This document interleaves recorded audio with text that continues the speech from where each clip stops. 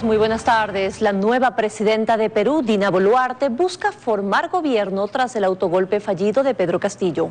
Angie Torres sigue los detalles de esta noticia y nos cuenta que la Fiscalía de Perú pidió retener a Castillo durante 7 días.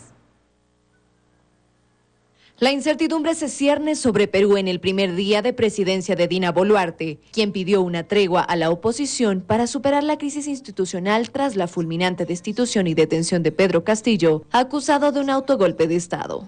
Y así como ayer en el Congreso pedí una tregua para poder ordenarnos todos, yo voy a agradecer también a la prensa, darme una tregua para poder ordenar.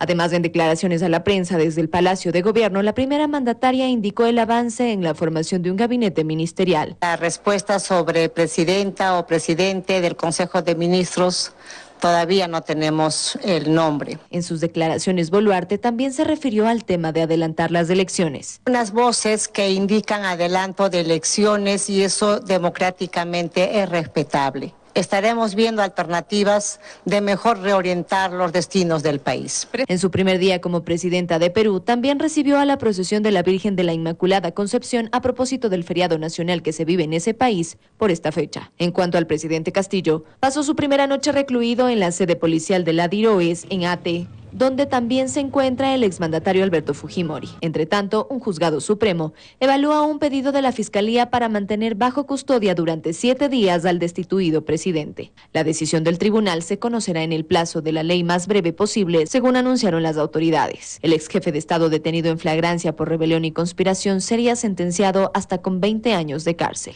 Paralelamente, el presidente de México, Andrés Manuel López Obrador, reveló que el exmandatario lo llamó por teléfono para pedir asilo a la Embajada de México en el país andino. Castillo, que fue vacado por el Congreso de la República, acumula más de 200 escándalos en su gestión, desde sobornos hasta dirigir una organización criminal en Palacio de Gobierno. Con el fallido golpe de Estado de Pedro Castillo, asumió el poder la 6ª presidenta que tiene Perú desde el 2016. La inestabilidad política en ese país genera que se repitan procesos que terminan destruyendo la institucionalidad. María Gracia Costa nos cuenta más. La dictadura de Pedro Castillo en Perú duró apenas 2 horas, luego de su fallido golpe de Estado. Las condiciones no fueron las mismas de los 90s de Alberto Fujimori, aunque finalmente en lo único que coincidieron fue en que terminaron detenidos en la misma prefectura. No estaban dadas ningún tipo de condiciones para poder alterar el orden democrático. Entonces, toma una decisión tal cual lo hizo Alberto Fujimori, totalmente desprovista de cualquier apoyo e inconstitucional. A diferencia de ese momento, esa dictadura duró 8 años, esta duró 2 horas. Castillo tomó la decisión junto con 3 asesores y fue un error en medio de las circunstancias del país y con instituciones muy débiles. Ahora detenido, enfrenta la prisión. Entre 10 a 20 años de prisión solo por el delito de rebelión que está tipificado en el Código Penal. El ciclo de inestabilidad política empezó cuando en 2018 el presidente Pedro Pablo Kuczynski renunció y quedó en su lugar el primer vicepresidente Martín Vizcarra. Este es vacado por el Congreso en 2020 y toma el poder el entonces presidente del Congreso, Manuel Merino. Muy cuestionado, estuvo en el cargo 5 días y renunció. Entonces asumió Francisco Sagasti, quien terminó el periodo y entregó el poder a quien resultó electo en las urnas, Pedro Castillo. Y finalmente ahora llega Dina Boluarte.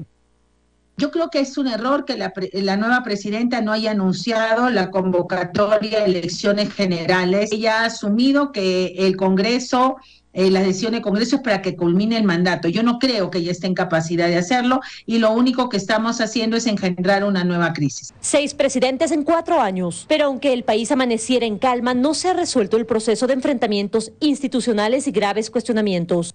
Para mejorar las cosas, Perú requeriría cambios estructurales e inclusive político-constitucionales, pues la inestabilidad también la genera la Constitución fujimorista de 1993. Así como Castillo no tenía la legitimidad para cerrar el Congreso no tiene la legitimidad para decir nos quedamos hasta el 2026.